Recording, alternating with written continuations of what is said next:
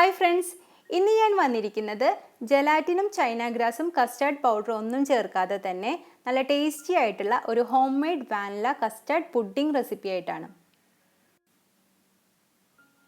Pudding തയ്യാറാക്കുന്നതിന് വേണ്ടി ഞാനിവിടെ 5 ടേബിൾ സ്പൂൺ പഞ്ചസാര, 1 ടീസ്പൂൺ വാനില എസൻസ്, 1/2 ലിറ്റർ പാല്, 2 മുട്ടയുടെ മഞ്ഞ, 3 tablespoon cornflour, 1 tablespoon unsalted ബട്ടറാണ് എടുത്തിരിക്കുന്നത്.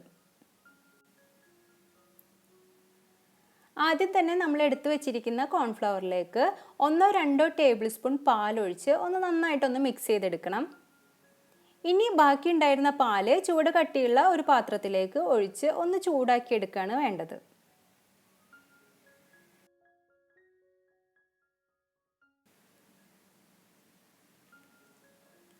ലോ ഫ്ലെയിമിൽ കിടന്ന് പാൽ ഇവിടെ ചെറുതായിട്ട് ചൂടായി വന്നിട്ടുണ്ട്. ഇനി ഈ ചൂടായിരിക്കുന്ന പാലിൽ നിന്ന് 2 ടേബിൾ സ്പൂൺ പാലെടുത്തിട്ട് നമ്മൾ നേരത്തെ മാറ്റി വെച്ചിട്ടുണ്ടായിരുന്ന മുട്ടയുടെ മഞ്ഞയിലേക്ക് ഒഴിച്ചു കൊടുക്കുകയാണ് ചെയ്യുന്നത്. ഒഴിച്ചു കൊടുക്കുന്ന സമയത്ത് പ്രത്യേകം ശ്രദ്ധിക്കുക, പാല് ചെറു ചൂട് മാത്രമേ ഉണ്ടാവാൻ പാടുള്ളൂ. ഒഴിച്ചു കൊടുത്തതിന് ശേഷം നന്നായി ഇതുപോലെ മിക്സ് ചെയ്തെടുക്കണം.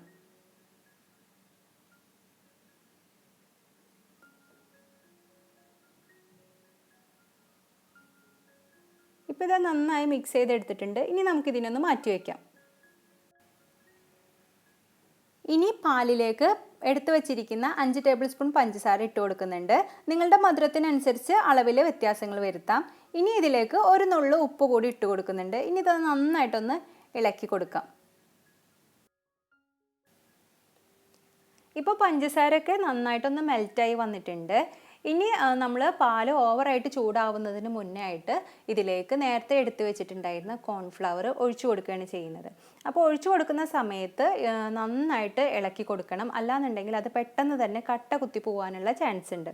അപ്പോൾ പാല് ഓവറായിട്ട് ചൂടായിട്ടുണ്ടെങ്കിൽ ഒന്നെങ്കിൽ ഫ്ലെയിം ഓഫ് ചെയ്തതിന് ശേഷം മാത്രം കോൺഫ്ലവർ ആഡ് ചെയ്ത് കൊടുക്കുക. എന്നിട്ട് ഇതുപോലെ നന്നായിട്ട് ഇളക്കി കൊടുക്കണം.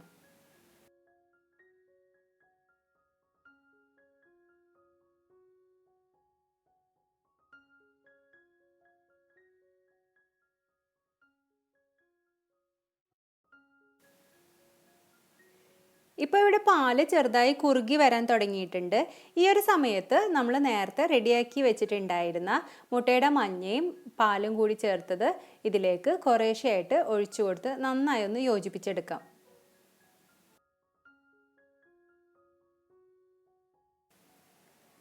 മുട്ട ചേർത്ത് കഴിഞ്ഞാൽ പെട്ടെന്ന് തന്നെ തിക്കായി കിട്ടും.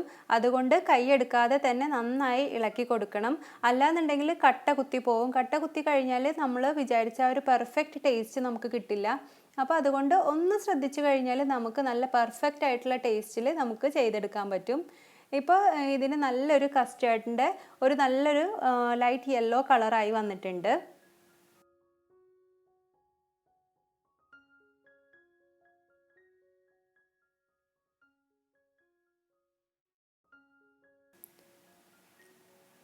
ഇപ്പോൾ ഇവിടെ നമ്മുടെ പുഡിങ്ങൊക്കെ നല്ല കറക്റ്റ് പാകമായിട്ട് കുറുകി വന്നിട്ടുണ്ട്. ഇനി നമുക്ക് ഫ്ലെയിം ഓഫ് ചെയ്യാം.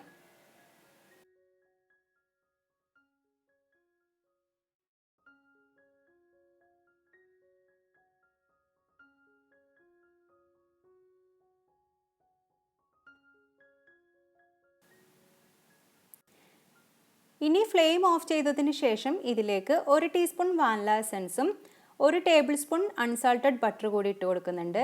ഇനി നന്നായി ഒന്ന് മിക്സ് ചെയ്ത് കൊടുക്കാം. ഇത് ഈ ചൂടിൽ തന്നെ കിടന്ന് മെൽറ്റ് ആയിക്കോളും.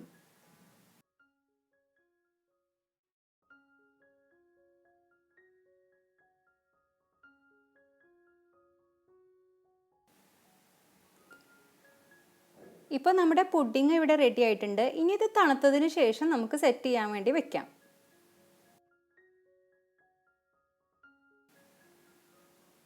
ഇനി ചൂടാറിയതിന് ശേഷം ഞാൻ ഇതുപോലുള്ള പുഡിംഗ് ഗ്ലാസ്സിലേക്ക് ഒന്ന് സെറ്റ് ചെയ്തെടുക്കുന്നതിന് വേണ്ടി ഒഴിച്ചു കൊടുക്കുന്നുണ്ട്. ഇതൊരു 6-7 മണിക്കൂറെങ്കിലും ചുരുങ്ങിയത് ഫ്രിഡ്ജിൽ വെച്ച് തണുപ്പിച്ചെടുക്കണം.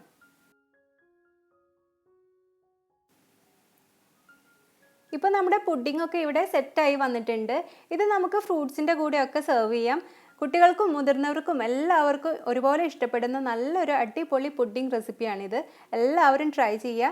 അപ്പോൾ നിങ്ങൾക്ക് ഈ വീഡിയോ ഇഷ്ടമായിട്ടുണ്ടെങ്കിൽ ലൈക്ക് ചെയ്യാനും ഷെയർ ചെയ്യാനും അതുപോലെ തന്നെ എൻ്റെ ഈ ചാനൽ ഇതുവരെ സബ്സ്ക്രൈബ് ചെയ്തിട്ടില്ലെങ്കിൽ സബ്സ്ക്രൈബ് ചെയ്ത് സപ്പോർട്ട് ചെയ്യാനും മറക്കരുത്. താങ്ക്